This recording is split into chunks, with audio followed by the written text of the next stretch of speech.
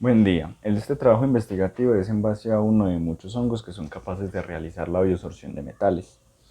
¿Qué es la biosorción de metales? Es el proceso alternativo para el tratamiento de la contaminación ambiental producida por metales pesados.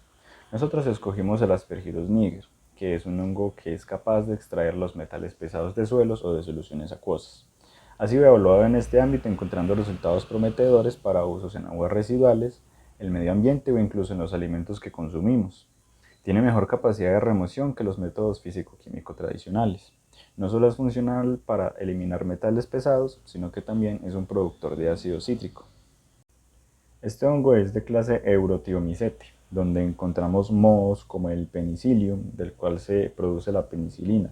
Microscópicamente tienen como esta forma característica de bastón. Macroscópicamente, o a simple vista, lo vemos como un moho, sin más.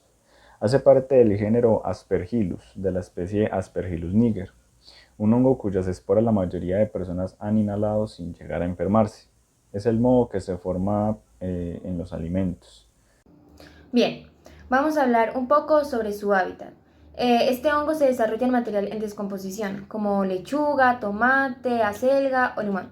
Igualmente podemos encontrar a este hongo en algunos granos de cereal, en pluma, en lana o tejidos de algodón. Cabe resaltar que su medio ideal es un ambiente que se encuentre húmedo, cerrado y oscuro.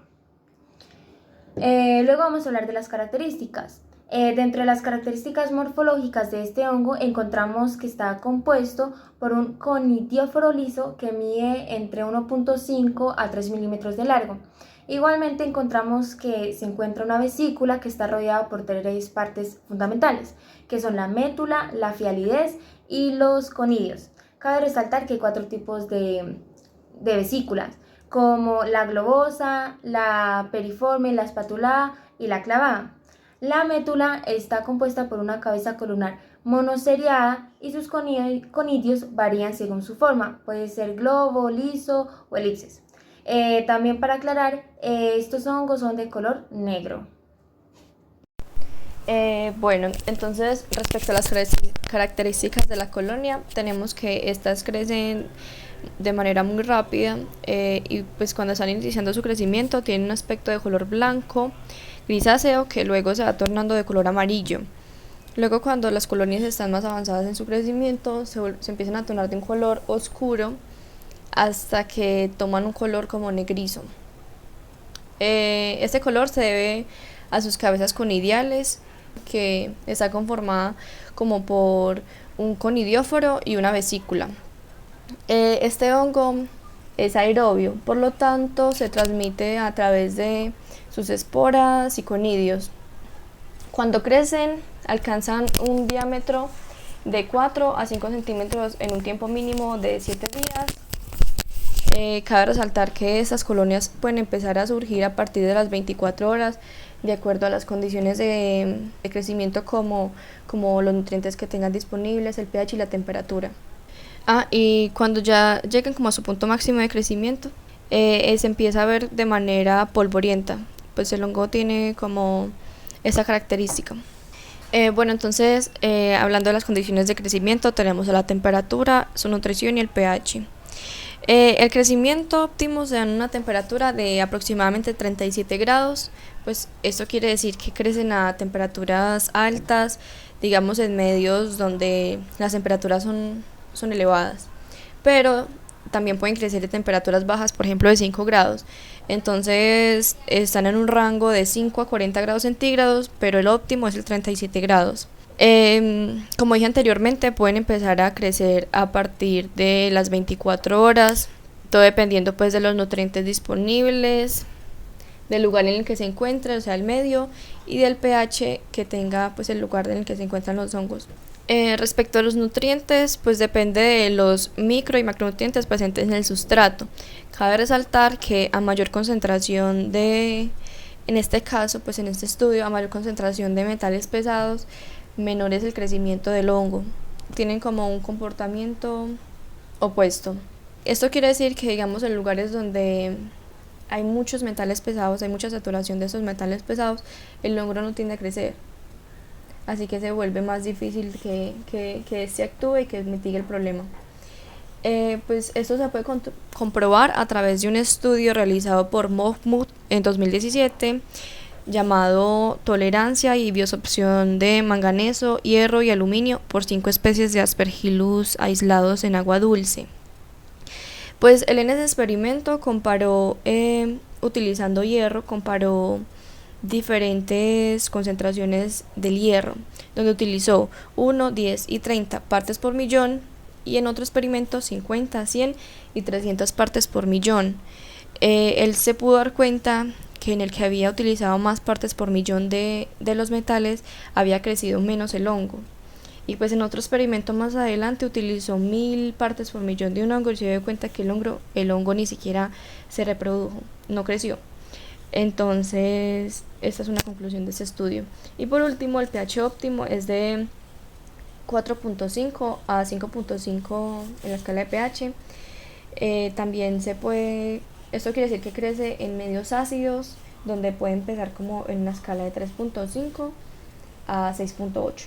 Pero el ideal es el rango que ya mencioné, que es 4.5 a 5.5. Este hongo tiene 4 utilidades principales. La primera es la disminución de metales pesados en el medio ambiente o en soluciones acuosas. Es importante para nosotros como humanidad y parte del ecosistema mantener las concentraciones de metales pesados a un nivel regular, puesto que las grandes concentraciones no suelen ser compatibles con la vida y por lo tanto pueden llegar a generar desequilibrios en los ecosistemas o incluso afectar a la misma sociedad. Un ejemplo de esto puede ser cuando uno o varios roedores se alimentan de unas aguas contaminadas de metales pesados. Por ejemplo, en Asia, por cultura, consumen de estos roedores y pues terminan estos metales pesados depositados en seres humanos o de los mismos depredadores de los roedores y terminan acumulando grandes cantidades de estos metales pesados, haciendo que enfermen o que mueran prematuramente, causando el desequilibrio. La segunda utilidad principal es que con el Aspergillus niger podemos obtener enzimas como la lactasa, que descompone la lactosa, la lipasa, que ayuda a digerir grasas, la catalasa, que se involucra en la destrucción del peróxido de hidrógeno y en la producción de muchísimas enzimas más. La tercera utilidad es que además de enzimas también podemos producir ácido cítrico. El ácido cítrico es un conservante y un antioxidante natural que encontramos en algunas bebidas. Además, la cuarta utilidad es que este hongo es capaz de mitigar el efecto de la atracina. La atracina es un herbicida que inhibe la fotosíntesis de las plantas. La micorremediación. La micorremediación es una forma de bioremediación que se utiliza un hongo que ayuda a degradar o a inmovilizar los contaminantes que se generan sobre el medio ambiente. Esto es muy importante ya que ayuda a mitigar o a disminuir la contaminación en los recursos hídricos. El hongo que estamos estudiando es una herramienta fundamental para la micorremediación, ya que puede reducir altas concentraciones de metales pesados como el cromo, el zinc, el hierro o el aluminio. Metales pesados. Bueno, digamos que los metales no pueden ser degradados, pueden ser transformados o disminuidos, pero no pueden ser degradados.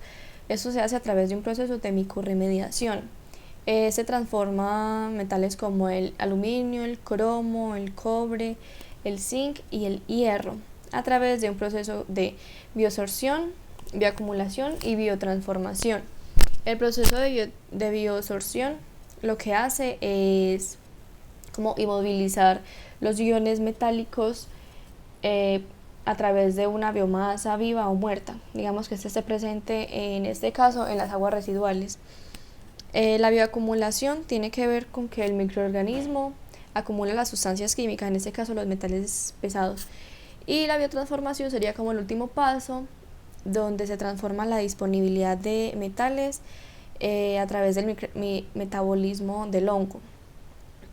Algunos metales pesados pues pueden actuar como donantes, aceptores o como fuente de energía. En el caso del Aspergillus niger es a través de una oxidación, como se puede ver en la imagen.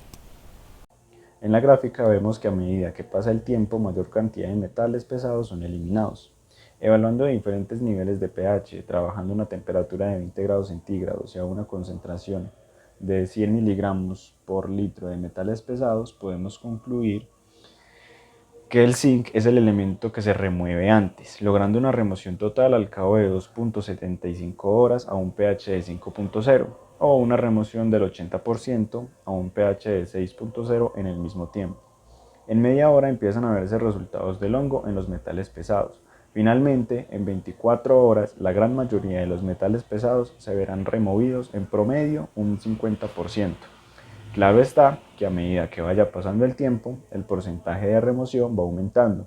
Significa que si dejamos el hongo actuar el tiempo suficiente, alcanzaremos a eliminar estos metales pesados de un entorno en su totalidad. Bien, la metodología. La metodología se divide en tres principales pasos. Primero encontramos el aislamiento e identificación del hongo. En esta primera etapa se identifica los rasgos principales morfológicos y algunas características macroscópicas y microscópicas. Macroscópicas como el color, forma y el tipo de colonia, y microscópicas como las esporas, las cabezas conidiales, que básicamente tornan de color negro a café, y su conidióforo, que son lisos y de color café claro. Bien, como segunda etapa encontramos el índice de tolerancia. En esta etapa, la exposición prolongada de los hongos del suelo a metales puede generar una adaptación fisiológica con modificaciones importantes. Un hongo filamentoso puede considerarse altamente tolerante cuando se expone a una concentración de al menos 1 milímetro y el índice de tolerancia se encuentra igual o mayor a 0.80. Y por último, encontramos la concentración mínima inhibitoria. Para el hongo que estamos estudiando, que es el Aniller, se encontró que los metales, el cobre, mercurio y la plata fueron los más tóxicos, ya que se encontraron concentraciones de 5 y 10 milímetros de cada sal metálica. Bien, ahora vamos a hablar de los impactos que causa esto. Principalmente vamos a hablar del impacto ambiental. Cabe resaltar que los seres vivos son bioacumuladores o biomagnificadores de metales pesados, especialmente los seres acuáticos. También cabe aclarar que existen metales pesados buenos, pero también metales pesados tóxicos. Los metales pesados buenos cumplen funciones metabólicas en el organismo del ser vivo.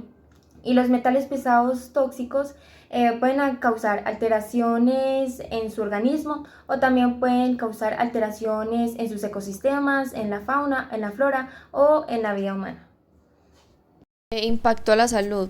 Hay problemas que se pueden dar por metales pesados, entonces la mitigación de esos metales pesados con el hongo pues puede ser un impacto positivo a la salud, pero uno negativo puede ser porque esos hongos se reproducen fácilmente y en medios que cualquier persona puede tener en su casa. Además se transmiten por medio aéreo y son polvosos, así que se puede ingerir fácilmente. El Aspergillus niger corresponde al 2 o al 3% más o menos del género Aspergillus y produce enfermedades como la otomicosis o la aspergilosis. Aquí las principales conclusiones. El hongo tiene la capacidad de eliminar los metales pesados de un ambiente, pero hay que tomar con detalle los datos, porque hay muchas cosas a tener en cuenta. La temperatura, el pH, el contaminante, la concentración del contaminante, la concentración del hongo, el tiempo y si hay bioestimulación o no. No obstante, el Aspergillus niger es un buen candidato para remediar la presencia de metales pesados. La segunda conclusión es que con la variabilidad de los datos hace falta más investigación de las condiciones en las que este hongo se debe o se puede llegar a utilizar.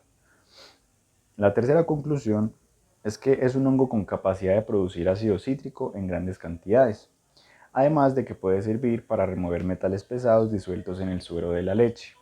Estos metales pesados llegan al suero de la leche porque la vaca come pastos que están contaminados. Estos pastos se contaminan ya sea porque crecieron en una tierra contaminada o fueron regados con aguas contaminadas. Por lo general suele ser actividades humanas.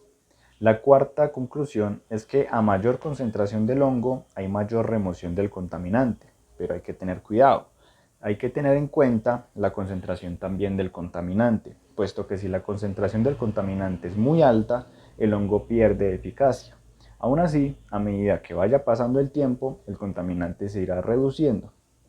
La quinta conclusión es que con bioestimulación, que es quitar los factores que limitan la degradación del contaminante, se puede potenciar el crecimiento del hongo, lo que aumenta su eficiencia.